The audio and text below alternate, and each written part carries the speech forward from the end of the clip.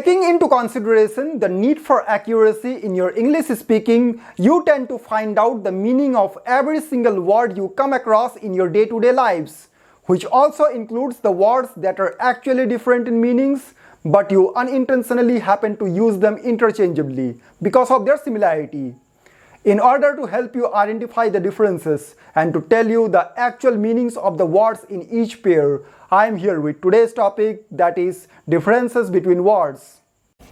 Now you will come across a set of 20 pairs of words, and in each pair the words either sound similar or you use them interchangeably because you have assumed that the meaning is more or less the same. As usual, if you want to guess the right answer before me, you may pause this video.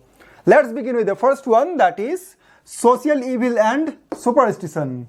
What is social evil? Social evil is the evil practices in the society that has been carried on since ages. Dowry system is a social evil, child marriage is a social evil, infanticide, foeticide, all these are social evils. Sati pratha was a social evil. But superstition is something different. Superstition is, suppose you are going for an interview and a black cat crossed your way. You will go back home.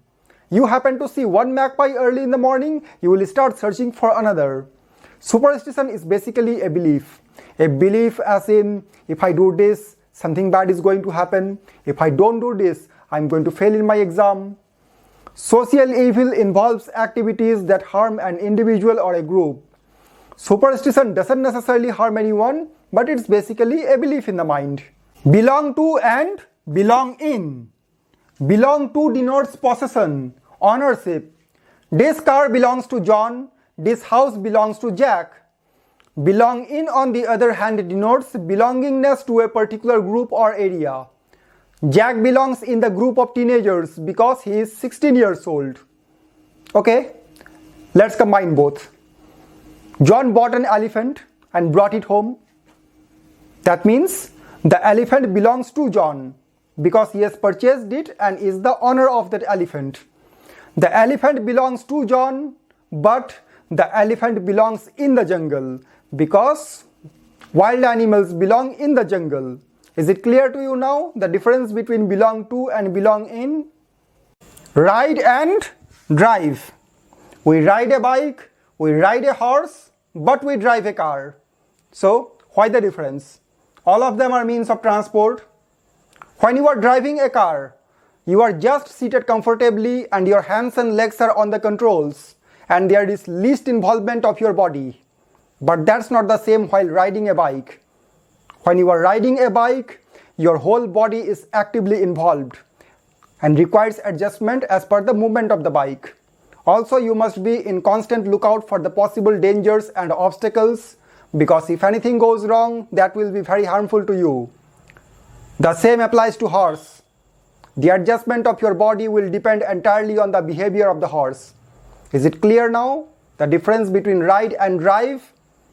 When you are simply controlling the vehicle with least involvement of your body, it's called driving. And when your whole body is actively involved and requires adjustment as per the circumstances, it's called riding. Next is marriage and wedding. Marriage is the entire duration of the married life. It's been 10 years he is married. Her marriage lasted 5 years until she got divorced. In each example I said about the duration because marriage denotes duration. She is leading a happy married life. And this one, wedding, is the particular day when two people gets married to each other. Wedding happens for only one day and marriage lasts until both the partners live together. And in case of anniversary, we say wedding anniversary, not marriage anniversary. Because nobody celebrates his marriage. Everybody celebrates his wedding day, the day when he got married. This is the difference between marriage and wedding. Sink and drown. Sink is the opposite of float. When something simply doesn't float and goes down below the surface of water because of its weight, it's called sinking. But drown applies to only humans and animals because drown means to die by sinking. When someone doesn't know swimming, first of all he will go down below the surface of water. After that, if he dies, it will be called a drowning. Let's put both of them in one sentence. The ship sank and the passengers drowned. That means all the passengers died because of sinking. Next is effect and affect. They both sound the same, but this first one, effect, is a noun, and this one, affect, is a verb. When to use the first one, effect, that is the noun, your performance is going to have an effect on your job. And when to use the second one, that is affect, the verb, your performance is going to affect your job.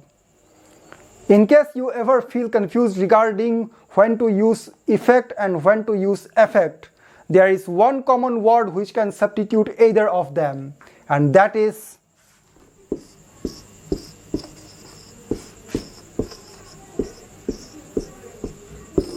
impact. Impact is the word which can replace both effect as well as affect. Next is advice and advise. Mind the pronunciation, because this first one is advice, because this C sounds S, and this one advise, because this S sounds Z. Just like the previous one, this first one, advice, is a noun, and this one, advise, is a verb.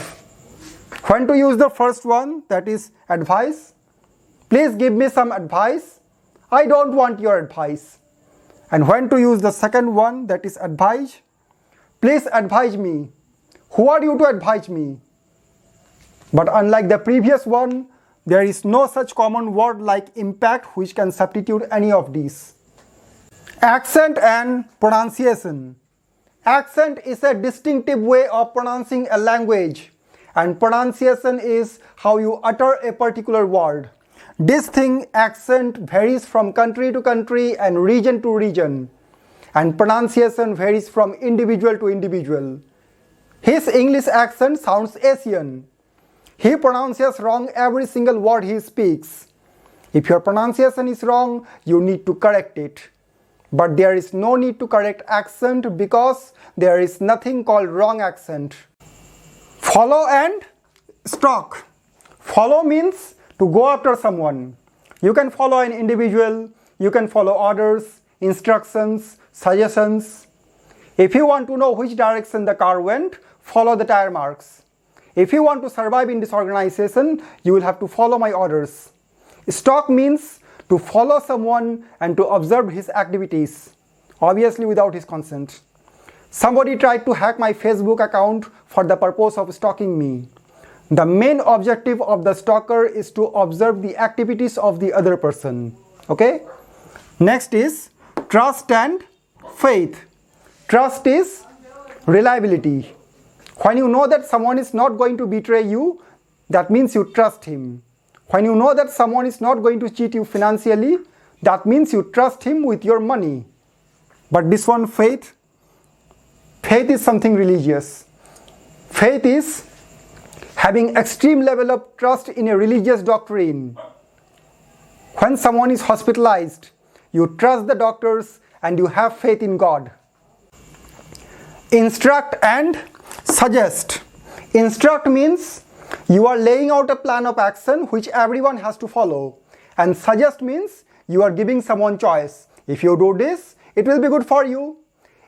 In any organization, instructions flow from higher level management to lower level, and suggestions flow from lower level to higher level. It is not always mandatory to follow instructions, but if you don't, it will be your loss. If you don't follow the instructions of your boss, you may lose your job. If you don't follow the instructions mentioned in the instruction manual of an electronic item, the item may malfunction. And in case of suggest, it's entirely your choice whether you follow someone's suggestions or not. If you trust the person who suggested you, then you may go ahead with his suggestions. Next one is hunting and poaching. You might be wondering how can both be different, because in either scenario animals are killed. First of all, let me tell you the most significant difference between the two. Hunting is legal, poaching is illegal. Hunting is done for the purpose of fun, leisure, recreation or sports. And poaching is done for the purpose of illegal trade of the animal or its body parts. There are some countries that issue hunting license, but there is no government in the world that issues poaching license, because poaching means to kill an animal illegally. Compliment and compliment. This first one, compliment, means a polite expression of praise or admiration. To politely congratulate or praise for something. You look very beautiful, that's a compliment. Your dance was awesome, that's a compliment. And this one, compliment, means to contribute extra features to something else in such a way as to emphasize its quality or value. When one particular thing improves the value of or completes another thing, that is called compliment. Petrol and diesel are complementary goods to cars, because without petrol and diesel, cars are useless.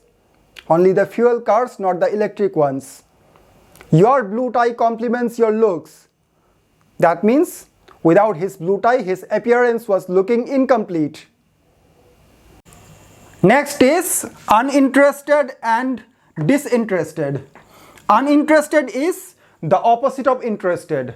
When someone is simply not interested and is reluctant towards every single task he is assigned, that means he is uninterested.